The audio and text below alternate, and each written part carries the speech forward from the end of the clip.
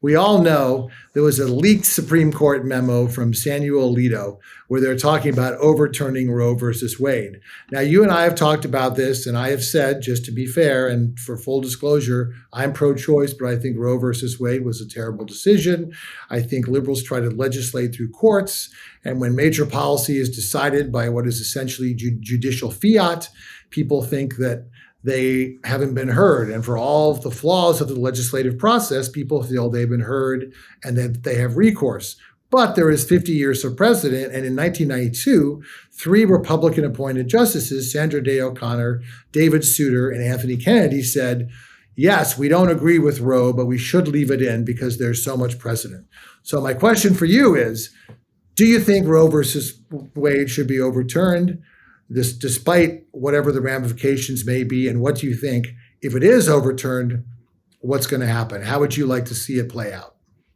Yeah, well, so we agree that it was wrongly decided. And so this is me personally speaking for myself, I do believe that Roe v. Wade should be overturned. And the fact of the matter is that it's been around almost 50 years, but for 200 years before that, we had 200 years of precedence to not acknowledge some supposed right to abortion. There's no mention of the word or description of abortion in the Constitution. And in fact, the Hippocratic Oath, the original Hippocratic Oath before it was distorted, explicitly says, as a physician, I will not perform an abortion because they know that the Hippocratic intention is to do no harm.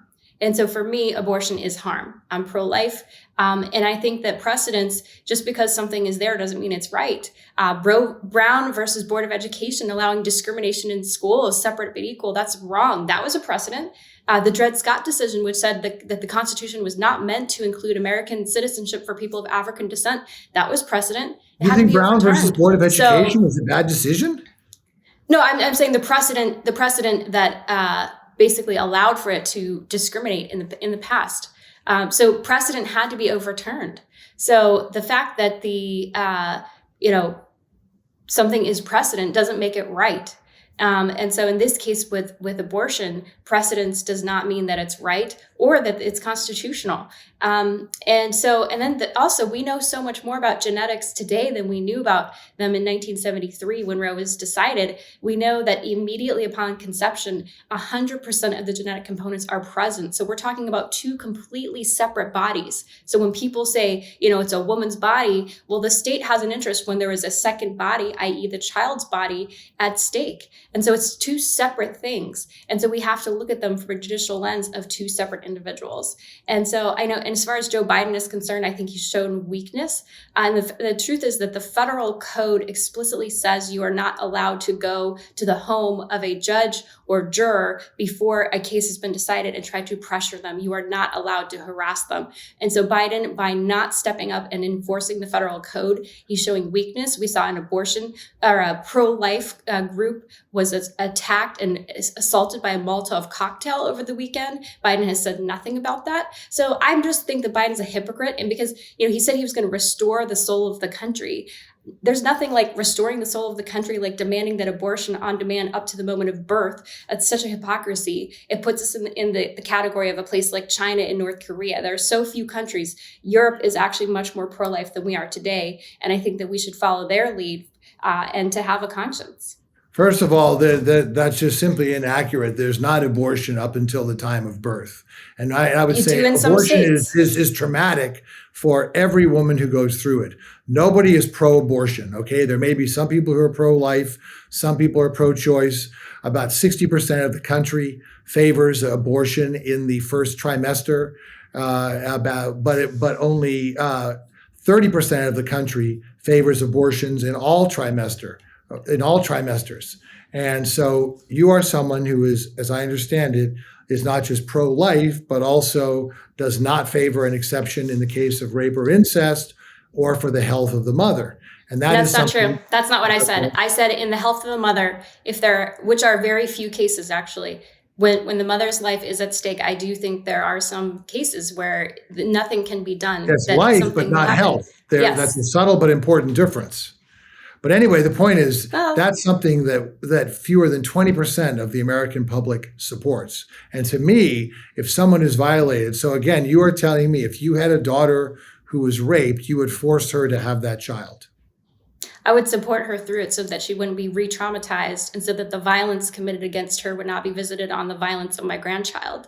And the fact that 80% of the country doesn't support it doesn't make it right. I mean, there was a time in our country where slavery was so accepted and where, discriminating and eugenics was accepted. And we don't believe that today. And so I think that that's progress. No. Well, I think, again, if someone is violated, to force them to put the rights of a fetus over the rights of a woman who's been violated, I don't think it's in the same league. And by the way, I just want to point out, you and I approach this from a different point of view.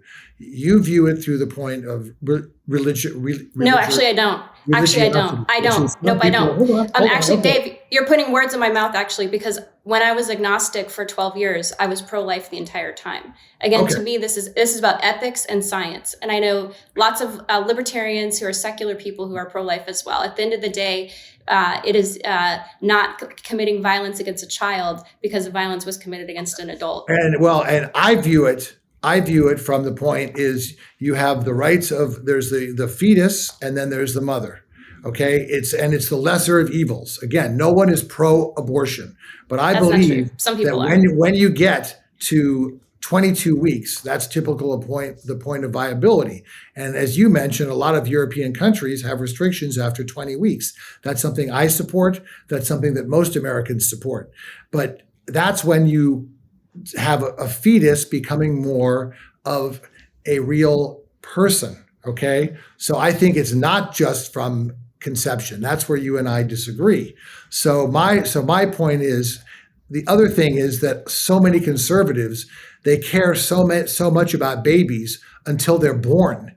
And you have so many people who are saying they're pro-life, but then are cutting infant nutrition programs, which I just think is incredibly hypocritical. But I've said before that this is political suicide. And the main reason is for the GOP, because the main reason is so many people, okay, in the Republican Party have been able to have their cake and eat it too. They can say they're pro-life, but they don't have to be accountable, right? It's the old thing in politics that Bob Dole said so well. You can never go wrong by voting for a bill that fails or against a bill that passes, right? And so that's really what these people who have been pro-life, and by the way, a lot of them are more pro-lifestyle. Remember Bob Barr, that conservative congressman? He paid for his estranged girlfriend to have an abortion. Dan Quayle said, well, if it was my daughter, well, then maybe I would let her. So I think people tend to be more pro-lifestyle than pro-life. But I believe that having to be accountable for a position now, when all of a sudden what's been the law of the land for 50 years has changed, and the Constitution doesn't guarantee birth control, it doesn't guarantee a lot of things. So where do you stop? This could be a slippery slope, and I think a lot of women are well aware of that, and this could be about the only thing that could galvanize the Democrats and save them in the midterms. I'll give you the final word.